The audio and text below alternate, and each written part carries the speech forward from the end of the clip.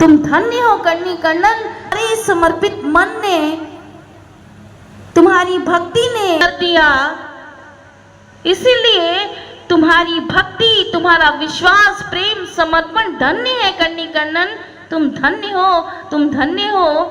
इसीलिए मैं आग्रह करता हूँ कर्णी कर्णन कि तुम चलो, हमारे संग चलो कांचीपुरम, जिससे कि गुरुदेव भी तुम्हारे साथ चले। और वो नारायण कि तब नारायण भगवान ने कहा कि नहीं कर्णी कर्णन, मैं शैया ग्रहण नहीं कर सकता हूँ, क्योंकि तुम्हारे गुरुदेव ने मुझे नहीं कर सकता।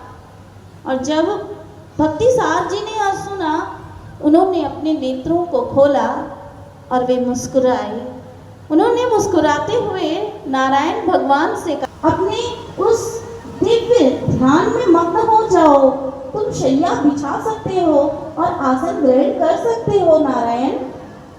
जैसे ही गुरु का आदेश हुआ, नारायण भगवान ने एक छोटे बालक की तरह हाँ में सिर हिलाया और उन्होंने अपनी शैया लगाई और यथोक्त करी नाम से कहकर अभिवंदित किया गया। भक्तों, यह कब संभव हो पाया? जब वास्तव में इसका केंद्र बिंदु वो शिष्य रहा, समर्पित मन के साथ। और फिर गुरु ने उस समर्पित शिष्य के साथ बंधकर वो भगवान, तो वो देवी देवताओं से बढ़कर ऐसे गुरु श्रेष्ठ हुआ करते हैं जो भक्तों के भी वशीभूत हो जाते हैं और जिनके लिए वो नारायण, वो भगवान को भी अपने वश में कर लेते हैं। वो उन्हें आदेश दिया करते हैं और नारायण भगवान, वो ईश्वर भी शैया को ग्रहण किया करते हैं। इसीलिए ऐसे गुरु को कहा गया, गुरु साक्षात पार ब्रह्म नहीं कछु भेदा। वो गुरु साक्षात रूप में पार ब्रह्म है, इसमें कोई अंतर नहीं है। और ऐसे गुरु के श्री चरण जो मिल जाए तो सारे तीर्थ, सारे धाम एक ही स्थान पर हमें प्राप्त हो जाया करते हैं। जिसके लिए संत सहजो बाई जी ने भी कहा कि 68 तीर्थ गुरु चरण पदवी होत अखंड। सहजो में ऐसा कोई स्थान नहीं है जहाँ ये 68 तीर्थ एक ही स्थान पर आपको विराजमान मिलेंगे, बल्कि गुरु के श्री चरण ही हैं जहाँ ये सारे रास्ते हैं। और फिर हमें एक को जब हम साध लेते हैं, जिनके चरणों में सारे तीर्थ धाम हैं, तो हमें को भजन के माध्यम से हम श्रवण करते हैं। भक्तों,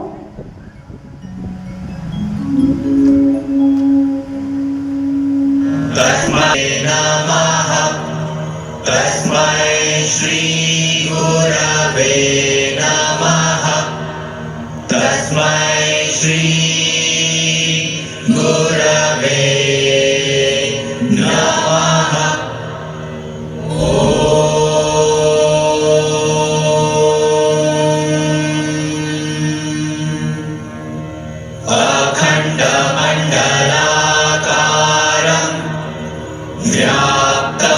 येन चराचरं तस्मै श्री गुरवे नमः।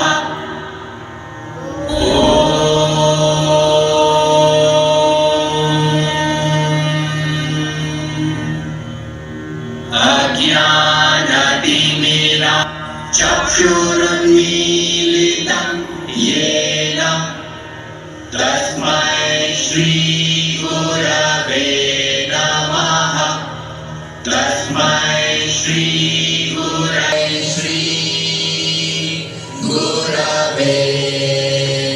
नमः।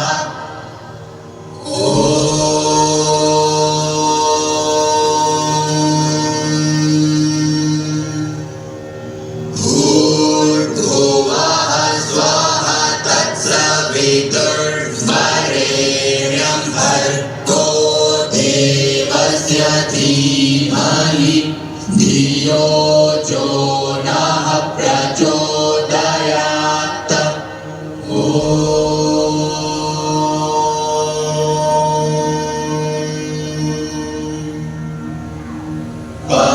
पितृस्तो वैष्णव्यो सवितुर्वः प्रसव उत्पुनाम्यच्छिद्रेण पवित्रेण सूर्यस्य रश्मिभिः तस्य ते पवित्रपदे पवित्रभूतस्य च कामः पुने गच्छतेयम्।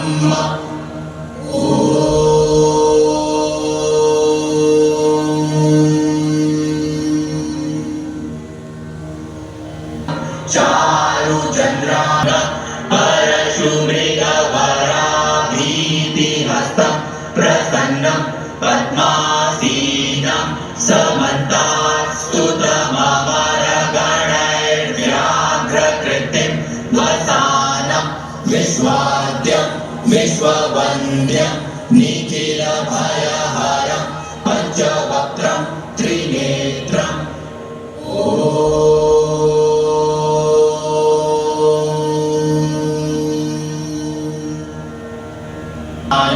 भद्राः क्रतवो जन्तु विश्वतो दधासो अपनीता स उग्रितः देवानो जथा सदमिद्रिधे असन्नप्रायुवो रक्षितारो दिवे।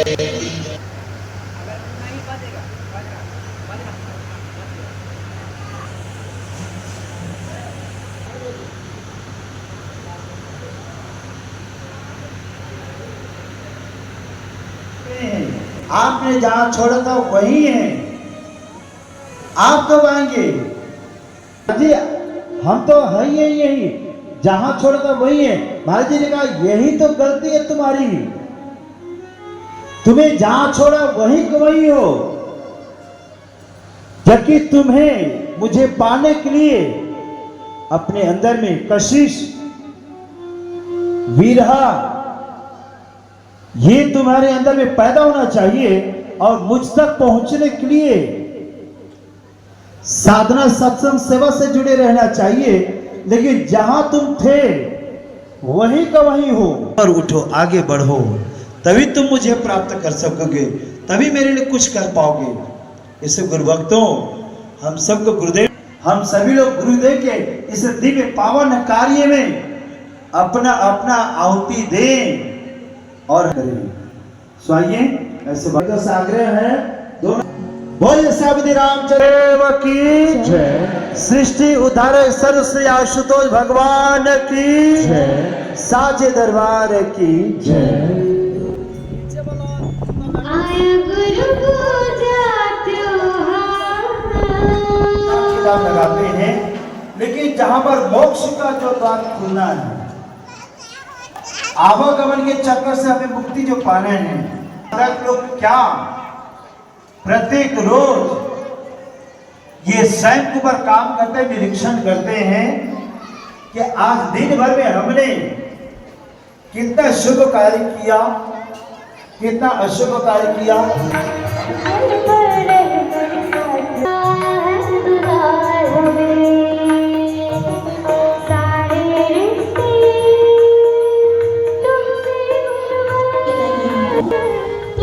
स्पष्ट है कि गुरुदेव को क्या प्रिय है, निर्मल मन, और क्या अप्रिय है, छल कपट से भरा मन।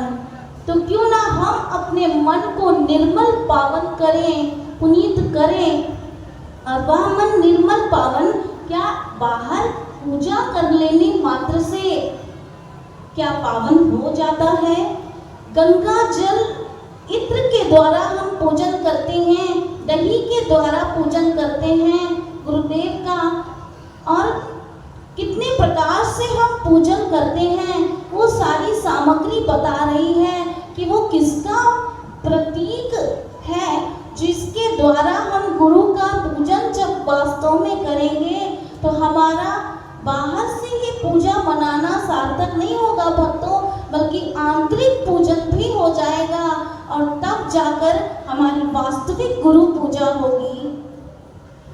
गंगा जल जो जिससे पूजन हम करते हैं, वो हमारे लिए गुरुदेव का दर्शन विराम में जब गुरुदेव को हम याद करते हैं, उनकी याद में रोते हैं, उनके विराम में रोए गए आंसू ही सबसे बढ़कर उच्च श्रेणी का गंगा जल हुआ करता है। भक्त के लिए भगवान को जो अर्पित होता है, विराम में रोए गए आंसू वो गंगा जल है गुरु के चरणों का प्रक्षालन करने के लिए। और जो श्वास रूपी दही से हम गुरुदेव का वास्तविक पूजन अर्चन कर सकते हैं। इसीलिए हम साधना में अपने आप को जब तपाते हैं, तब वो माखन से मन वो घी बनता है।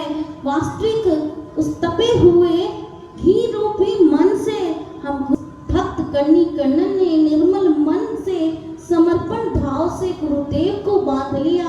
हम भी अपने मन को निर्मल पवित्र पावन करके गुरुदेव को रिझा सकते हैं। और यह कब संभव होगा? जब हम गुरु के आदेशों पर निर्देशों पर चलेंगे, गुरु की आज्ञाओं पर चलेंगे, उनका पालन करेंगे, साधना सुमिरन सेवा सत्संग को प्राप्त करेंगे, तभी वास्तव में हमारा मन निर्मल बनेगा। गुरु की आज्ञा जो साधना है, उसके लिए गुरुदेव ने कहा कि हम ब्रह्म मुहूर्त में उठकर साधना करें, आलस्य का त्याग करें, क्योंकि आलस्य जो एक विकार गुरुदेव को पसंद नहीं है।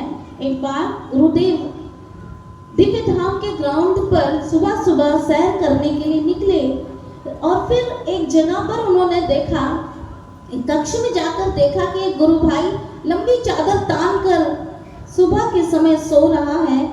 तब उस वक्त गुरु महाराज जी ने कहा कि यह किसकी डेड बॉडी है? वास्तव में गुरु महाराज जी ने ब्रह्म मुहूर्त के समय सोते हुए को भी वो शव की संज्ञा दे दी।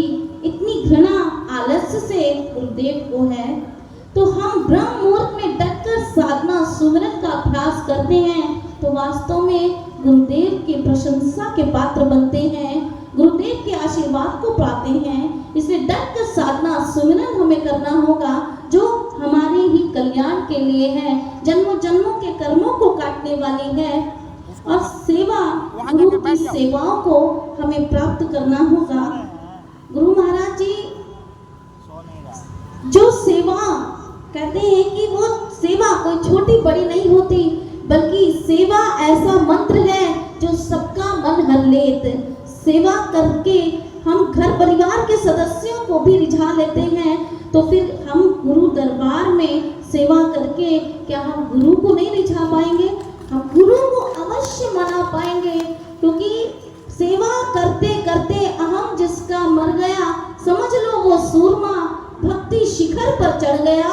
समझ लो वो सूरमा भक्ति शिखर पर चढ़ा गया है कि तुम उस सेवाओं को करके अपने कर्मों को काट लो। भंवर के मुश्किलों में भी सच है कि निशान, कि सच है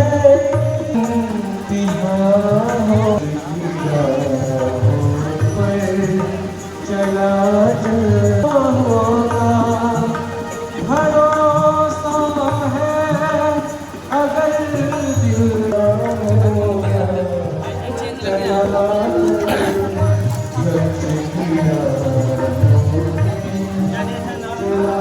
ये लॉकेट है।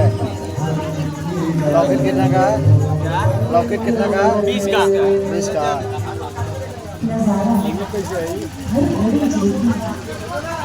निगाहों में मंजिल पर यहाँ होगा।